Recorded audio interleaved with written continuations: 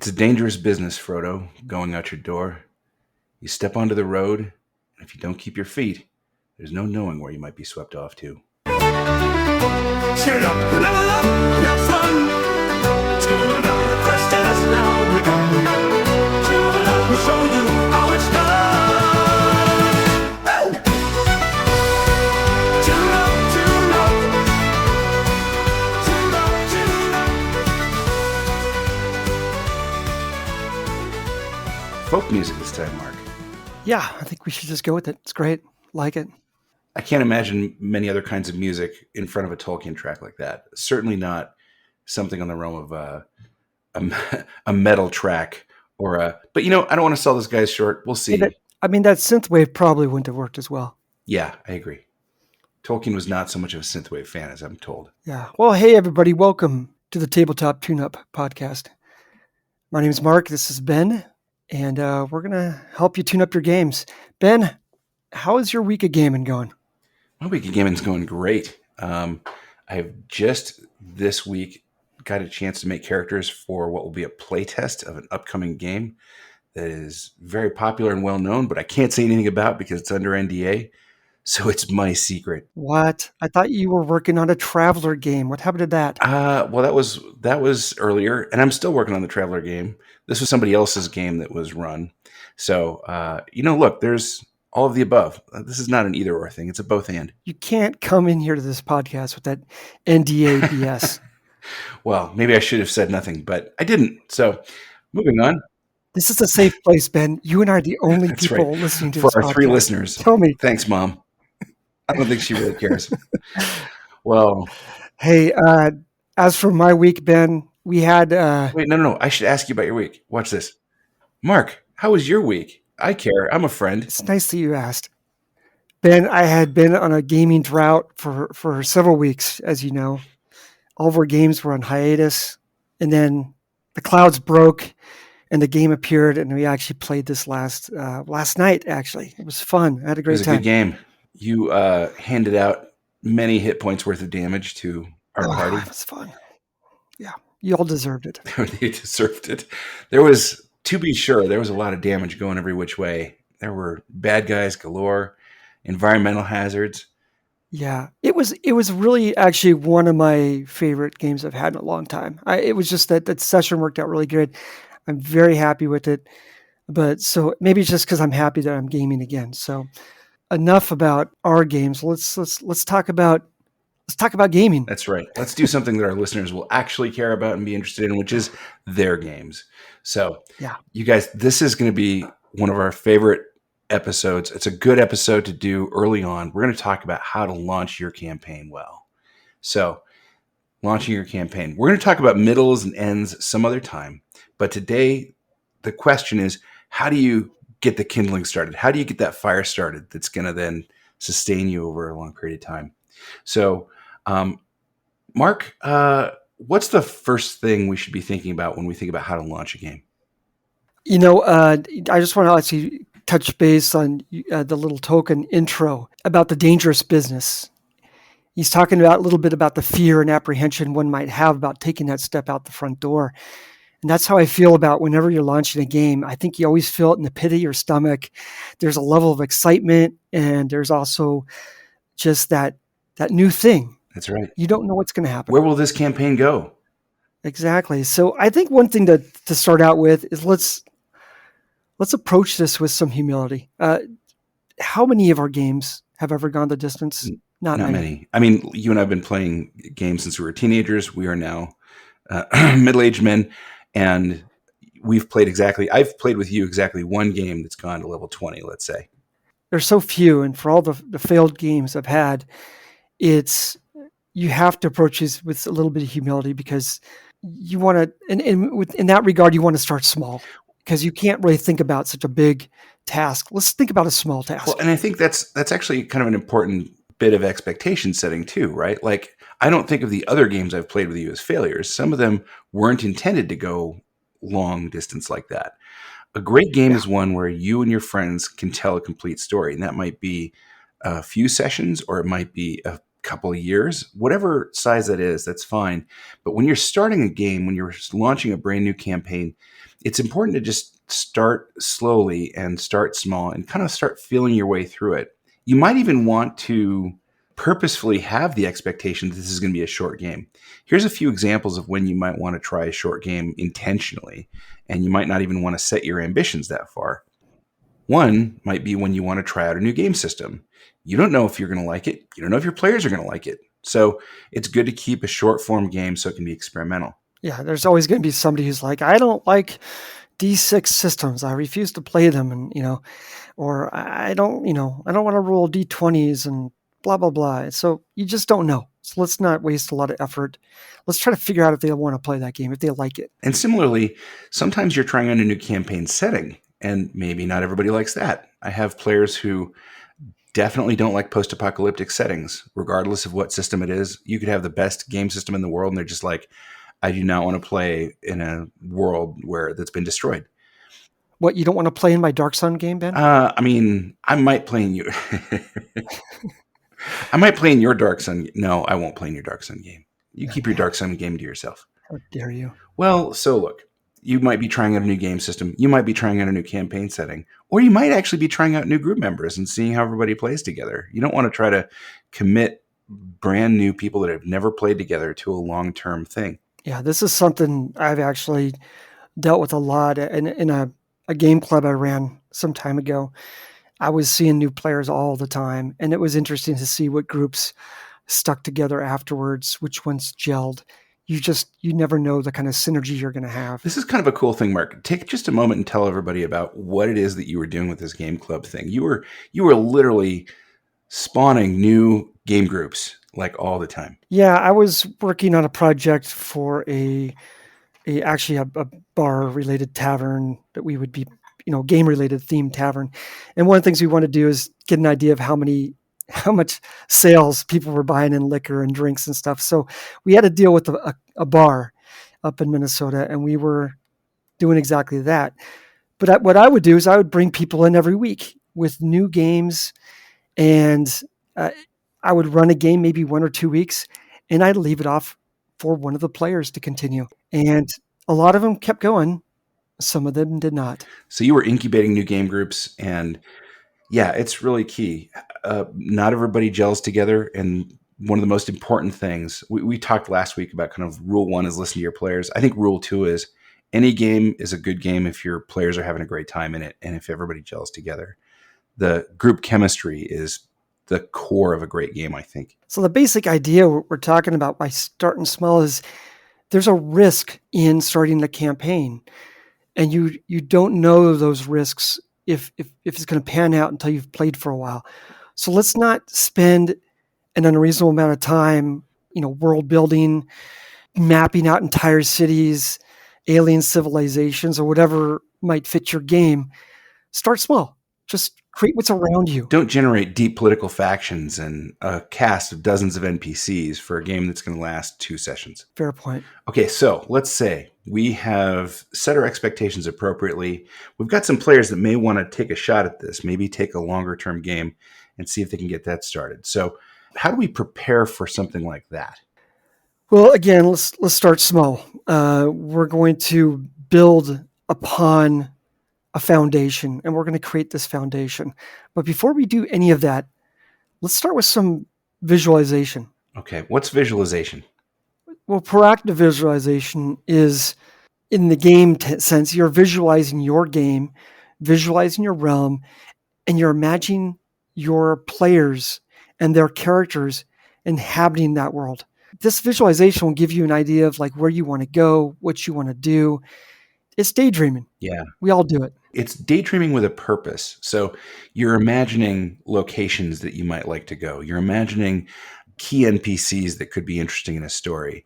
You might just dash those off onto notes. You might have like a notebook that's looks like the Grail notebook from Indiana Jones and the Last Crusade. It's just got this collection of loose ideas that you've put together. And at some point, you're going to also start pitching this to your players. You're going to say, hey, I've got this idea for a desert campaign where we're going to deal with X and Y and Z and see if they're into it, right? If they are into it, then great, you've got a place to go next. But if they're not, or if they have ideas of their own that might be different, then it's important to listen and to try to incorporate and find something that everybody wants to do. Visualization was something that was very important when I first started running longer term games. Probably more out of necessity. I lived in Seattle at the time, and I was spent a ridiculous amount of time in traffic, Ben. Hours. Seattle is not a good commuter city, I'm sorry to say. Oh, I didn't have a lot of time to write stuff down, so I had to really kind of practice visualization on my commutes so that I was prepared at the table. I found it to be more useful than writing notes at the end of the day. Interesting. See, I'm the kind of person that when I'm visualizing stuff, I want to keep it and I'm going to start writing it on Post-it notes. And I'll start putting those in different places. I don't tend to use notebooks as much. I don't know why. That's just not how my brain works. But if I get a good whiteboard with a bunch of Post-its, I'm going to start having a lot of fun and things just start to grow. And it's interesting how the act of kind of unloading your mind is sometimes very creative as well. One idea starts to give rise to two or three more. Yeah. One thing to really be cognizant of, though, when you're practicing visualization is not letting your mind get locked into a scenario or locked into things too much. This is kind of a rule. Don't fall in love with your ideas. It's a real trap. The best ideas come from your players, and you want to be receptive to those. And if you've locked an idea in your mind about the campaign, about the story, that's so solid that it can't be moved, well, what if your players aren't as fond of that idea as you are? That's right. So have that discussion with them early, pitch that campaign idea early. The longer you're rolling that idea around in your mind, the more you're going to fall in love with it. And you do need to listen to your players and make sure they're ready to come along with you on that journey. So Ben, we're going to start this adventure pretty small, and we're going to let it kind of percolate. We're going to plant some seeds. How small is small? What do you mean by small? Well, we're talking about, like, if you're looking at a story, we're talking about, local heroes. I guess if you're thinking about the tiers of play, I mean, obviously we're talking about level-based games. But if you think about, like, Star Wars, he was a local. I don't even think he was a hero. So he was kind of whiny at the beginning, but yeah, that street kid, the desert planet farm boy, that's episode 4 for the Orthodox. Who knew that picking up, was it batteries from Tashi Station was so important, Power or whatever it converters, was? I think it was. Yeah. Oh yeah, I mean, he had dreams. Not really, but we're talking about starting small, and that's kind of what we're looking at. We're looking at these little characters. This is your Bilbo Baggins. This could be, your Luke Skywalker, but it also could be just like a local person who's trained to become maybe a warrior or a fighter, or something of that nature. A But friendly neighborhood arachnid themed superhero, perhaps. yeah, exactly. This is kind of the genesis of about every type of fantasy story, every type of science fiction story is starting small. So in the beginning, you're not necessarily going to start hitting players with the world will end if you don't do this or that. It's going to be something more like, hey, there's like an ogre who's menacing, the mill over there. Maybe you need to go take care of that. We're talking about building up the confidence of the players, building up your confidence as a GM, and we're creating a scenario that's going to bring them to become a local hero of that area. Well, and importantly, this is going to give them a low stakes domain, a low stakes context in which to test out all of the things that they don't know, all the things you don't know about this game. Are these players going to gel? Well, let's see what it's like when we're dealing with small stakes.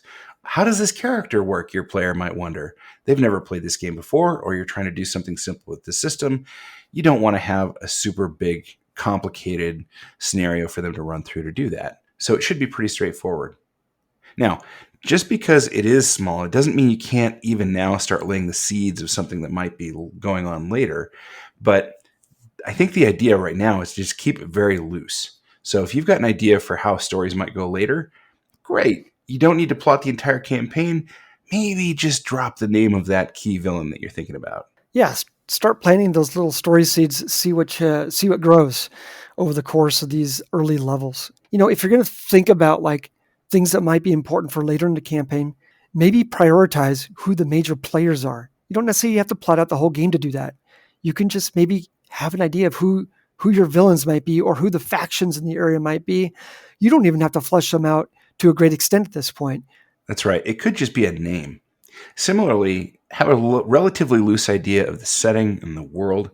You don't need to define what's going on other continents. You might not even need to define what's going on the next county over. You just want to do enough that your players have a sense of what's around them and what kind of agency they can exercise in the very small world and the small adventure that you're creating. Mark, talk to me about modules. A lot of people like modules. Is this a way to get a whole campaign started? For myself, the way my brain works, modules tend to get in my way a little bit. However, I've found some use out of modules. I've taken modules that I think have maybe a great hook or a great premise, or maybe they have a fantastic map. I'm going to use an example of I think Forge of Fury has one of the greatest maps I've seen in a game. I look at it and I get ideas for it. So a lot of times what I'll do is I'll take that module and I'll strip it out of all of its interiors and use it to my own agenda. It saves me a lot of work. If you're of the mindset that you can read and memorize some of those elements that I'm not particularly very good at, you could learn a lot from a module about how designers think, how they pace the story, how they've laid things out. You can take what you want out of there and use what you want. I'll say this, when I'm starting a game, I usually run the module as vanilla as possible. I don't tend to mess with it too much because if I'm just learning, then I don't yet know how strong an NPC is, or a bad guy, a monster, a trap, whatever it might be. I don't yet know how the pacing of this game system works. Is combat slow? Is it fast? How does it feel to do skill challenges, right? These are all things that I'm going to learn as I play through the module as the designers made it. Now, it doesn't mean I'm not going to make adjustments and feel my way through, as any good GM will do. But it does give me, as you said, sort of a view into how the designers think about the game. And I think that's really cool. Now, the cool part about that, too, is then even if you are running it pretty straightforwardly, you can always add neat little character layers and traits and backstory elements on top of what's in the module. The diary from your long lost brother might show up in the dungeon or something like that. It also frees up your mind a little bit, not having to stress over all the details, because some of the details will already be presented for you.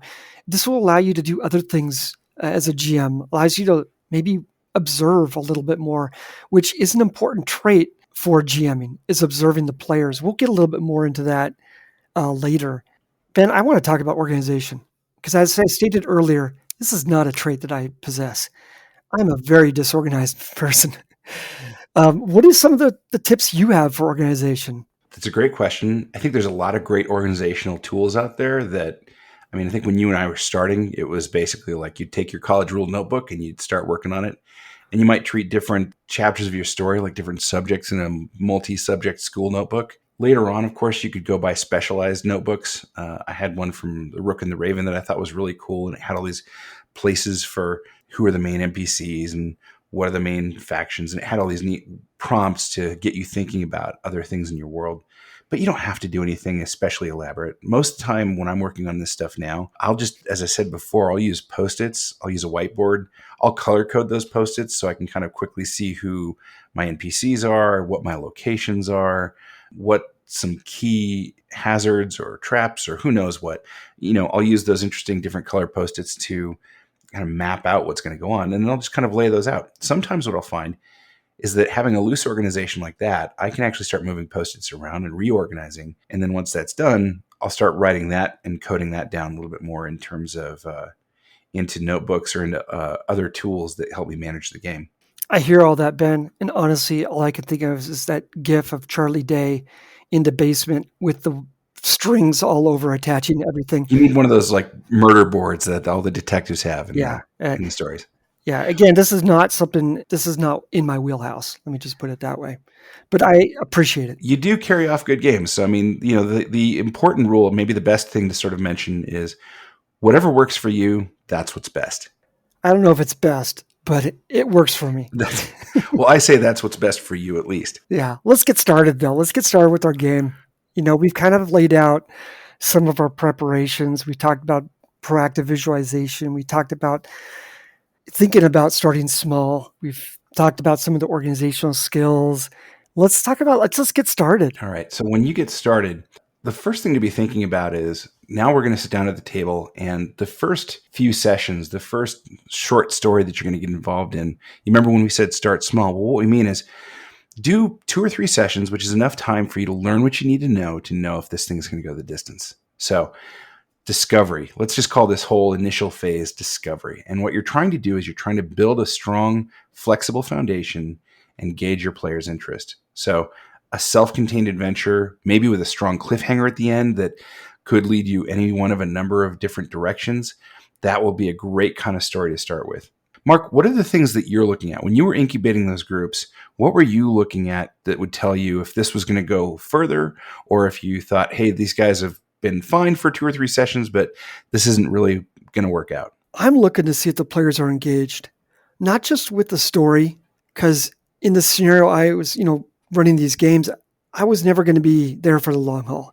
I was going to be leaving these for somebody else to run. My job was to create a cliffhanger for them to continue. So I was really just trying to watch the players to see how engaged they were, to see if this is a group that was going to keep playing after I left. And I think that that's important to watch your players. What is working? What's not working? Are they enjoying the game? I think one of my favorite sayings about good GMing is that good GMing is when you're kind of playing the players and the game is the medium for that. You're looking at the players, you're watching how that's going. What kind of things are going to make it really tough for a group to gel? Well, scheduling issues is going to be number one. That plagues many games. If you can't meet, you can't game. Having that regularity is going to be broken. It's tough. That's a tough way to start. Yeah. I often say games are things we get to do. They're not things we have to do. So we want to make sure that everybody knows that life happens, family first, health first, those kinds of things. But at the same time, we've had games, you've had games, I've had games where I've had to bow out or I've had to talk to a player and say, hey, is this really going to work for you for a while here? Because if you've got to be gone for a long period of time, that's okay. We'd love to have you back, but it might be that we need to write you out of the story for a little while until you're ready to come back and enjoy this on a regular basis. Yeah, when I have a player who's missing multiple games over and over, to me that just says they're not interested.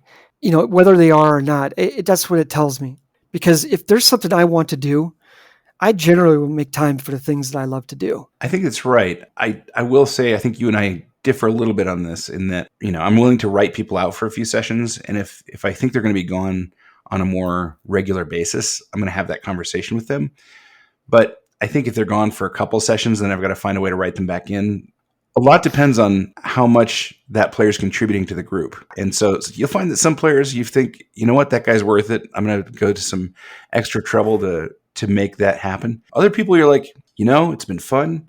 And this actually plays into the other bit about group chemistry, right? I find that people who understand that this is an ensemble, that they understand that they're a part of a bigger group and that we're all kind of trying to have fun together, that are playing with us, that to me is what good chemistry is like.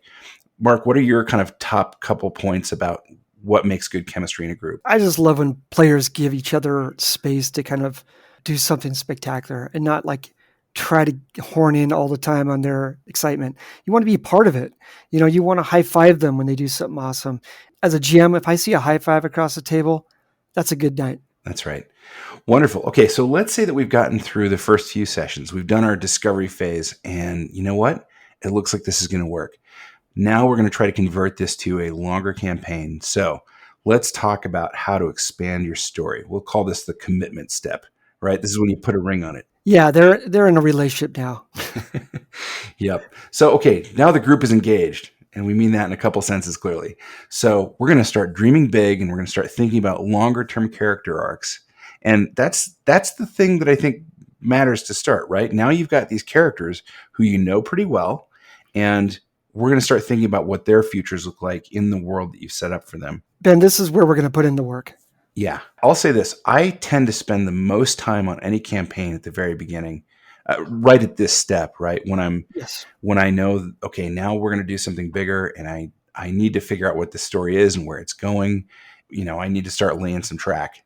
At this point, we're going to commit. We're going to start dreaming big and thinking about the longer term shape of this campaign. And just like we did in the early steps, we want to start with the characters. So when I'm thinking about how to map out a character's journey, what are my options? What does that map look like? How do you map that out? When I think about mapping out a campaign, I often think about Joseph Campbell's hero's journey. It has 17 steps to it, so I'm not going to get too in depth with it. But the basic premise is there's a whole arc to a story. And you see these in film, you read these in books, and you kind of think about laying out a storyline that will reach a certain kind of crescendo that you want. But keep in mind, you have X amount of main characters you have to consider. Yeah, I think that's a good point. Like when you think about people that have done this really well, I actually think the Marvel movies, they have their problems, they have their ups, they have their downs. I have to say, when you look at some of the early Avengers movies, like the first Avengers movie, that was a movie that served a lot of different moments for a lot of different characters. And I think there's a lot of great opportunity to look around and find out how ensembles work. And we're looking at this, you have 4 or 5 different characters. Each one needs to have their own individual hero's journey that's unique to them within the confines of an ensemble hero's journey. One of the things that's going to work for you is that you have a lot of time in gameplay to actually tell those stories. So when you think about how much time any given play session is, 3-4 hours maybe, let's say, if you're doing one of those every week, let's say that it takes you a year and a half worth of play sessions to go through a long campaign, or maybe even 6 months. You got far, far more time than any movie has to tell your characters' ensemble stories. And by practicing visualization as you kind of continue on through the game, your mind's going to go to those places as you prepare for your next session of like, what if this character did this? This plays into his hero's journey or her hero journey. And so like never stop practicing visualization as you play. That's great. Okay, well, guess what? If you've done those things, you've started into this cycle of visualization and listening to your players and crafting these longer term journeys that will take you to the upper reaches of whatever the long form of your campaign is going to be. If you can start that way, then you've started well and you've launched your campaign. So there you go. We're now going to move on to our tune-up segment for this week. Well, this week's tune-up comes from my friend Miles. He came to me about a month ago. He wanted to terrorize his players with a giant space hamster, Ben. A giant space hamster. And I'll be honest, the only thing I could think of was Boo. So I did a little looking up on a giant space hamster, and I pulled up there is such a thing, apparently. Now, this is a D&D creature, right? This is if you're playing Dungeons & Dragons? Yeah, this is a Dungeons & Dragons creature. It's called a giant space hamster. It's a large beast about the size of a bear. It's okay, hold on. It's a hamster the size of a bear. Yeah, and it's dumb as rocks. They can burrow underground. Okay. You got to pull up a picture of it. It's adorable, and I can't imagine fighting this thing. So let's think about that first. Does anybody really want to kill a giant space hamster? I don't know, but I will say this. I love this idea out of the gates. So the thing I think I would do at the start is just emphasize that cuteness factor. And then the size. And then I would try to bite somebody's head off with him. You know what I mean? I would say this, because it's so gosh darn cute, I think we should maybe just think about this thing as maybe a captured or maybe a creature that's fighting the party, not really of its own volition. Maybe it has some sort of control collar or something on it that's making it act a certain way and antagonizing the party. So maybe the party has a couple things they have to deal with. Fighting this creature, this giant space hamster that's adorable, and maybe somehow freeing it from its control. Yeah, I like the idea that you could increase the difficulty of the encounter by making it something other than just, can I kill the monster? Let's talk about some of the things that this giant space hamster could potentially do. Ben, did you have a hamster as a kid? I did. My brother had a little hamster. He called him Speedy because he would run really fast around his little wheel. Mine was Mr. Geebles. One thing I always remember is they would store stuff in their cheeks. And I'm kind of wondering like what kind of stuff a giant space hamster might have in his cheeks. Would he have like cheeks of holding? Is that your concept here? I don't. That sounds awesome. Yeah, I mean, why not? I mean, if he's a cosmic space hamster, something about that's already kind of off. So you might as well. That sounds amazing. Yeah, let's have him have cheeks of holding, and let's take this up another notch. I just have this idea of a hamster ball, and maybe he has this globe of force that he can roll around and try to crush the players with, like he's inside it, just rolling around. You got a large creature inside a globe of force rolling around, crushing people with it. And he occasionally can spit out items from his cheeks of holding. Are these going to be just random stuff, or are these going to be hazards for the players, or what do you think? They could be all manner of stuff. He could be spitting out an anvil on top of one of them. I don't know. This is actually getting you to start thinking about a phased fight. Think about it this way. At the beginning of the fight, he's so cute, and then something on his control collar goes bzzzt, and then he bites the head off of something that you care about, or he chews up something, or maybe he even just takes that artifact that you guys were hanging on to and he stuffs it into his cheeks. That would piss him off. I love that. And their cheeks of holding, so they can't just go get him. Yeah, and if he's like in maybe a globe of force, maybe the first stage of the combat is to trying to maybe somehow lure him into somewhere where he gets trapped, where he has to relinquish the wall of force to continue the battle. Maybe that could be part of it. Interesting. I'm thinking that the global force is kind of like your next phase, because that's when he becomes invulnerable for a while because he's inside that globe. Okay. So initially, he takes your stuff, stuffs it into his cheeks. He spits out something else that you didn't want, like it was some kind of sick trade. And then you're starting to attack him. But you know what? He's not having that. He runs, or maybe he attacks you a little bit. And then maybe when you get to a certain threshold in the fight, or when some other condition happens, all of a sudden he activates his global force. And then he starts rolling over you. Well, let's think about in that environment. Maybe as he transitions from one phase to the next, he burrows into the ground like hamsters can do, and then all of a sudden comes out of the ground in that global force. So you got a break in the combat, just maybe a round, maybe two, where you can see something moving under the ground, and it kind of creates that separation, allowing the players to regroup. One of the things I like here is that we're thinking about the environment. We're thinking about the tropes that are associated with the creature. We're thinking about the creature's behavior. It's not necessarily evil. It's probably being controlled or manipulated in some way. It's got some training. And we're trying to put that into a coherent encounter that has a beginning, middle, and end. And all of it is ridiculous and goofy, which I love. Yeah. Now, let's talk for a moment about some risks here, right? So one risk that I think is maybe front of mind is think about whether or not this kind of encounter fits with the tone of your game. And it might not. I mean, if you're playing like a Curse of Strahd game and you're really hyping up the horror elements of it, like you do not want to break that with a giant space hamster just showing up. A fair point. What other risks do you see, if any? I would say, what's your plan afterwards, after they free this giant space hamster? Maybe they're just going to be at risk of having a companion space hamster. Do you want that in your game? I don't know. I mean, it could be the kind of thing where the hamster is grateful to you afterward, and he becomes kind of a friend, but like an annoying friend, because he's constantly stuffing his cheeks with stuff that you're trying to keep track of. And maybe it's a tough time to get him to spit it out. Maybe you have to start rolling animal handling if you want to get that thing back, that rope that you had, or the whatever it was that was useful to you. It could also just be a really awesome mount that you can ride into combat somewhere down the line. I love it. Okay, well, I think that's our tune-up segment for this week, and that brings us to the end of another episode of Tabletop Tune-Up.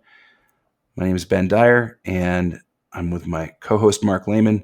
If you like what you're hearing, we would love to hear from you. Give us a rating. Tell us how it's going in the comments. If you have specific kinds of topics or other things that interest you that you'd like to see, we'd love to hear about that too. If you would like something tuned up, we'll take all ideas, including giant space hamsters, apparently. These things could be ideas for locations. It could be ideas for other kinds of world building, monsters, ways to manage what's going on at the table. Whatever it is that you think needs getting tuned up in your game, we're all ears and we're here to help you. Go ahead and email us at tabletoptuneup@gmail.com. We're going to let you guys get back to gaming. Appreciate your time. Until next time, keep those dice rolling. Cheer it up, level up, have fun.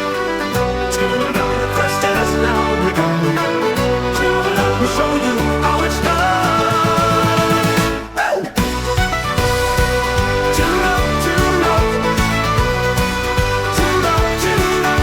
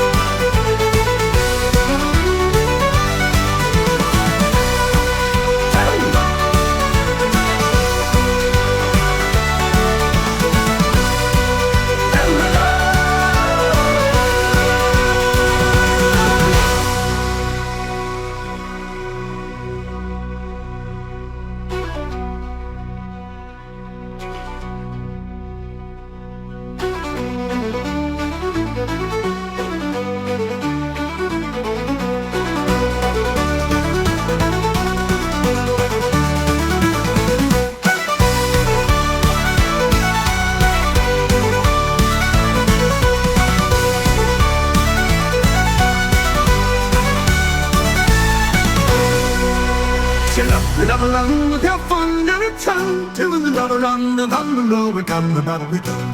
Don't show you I'll start to love, but show you how it's done.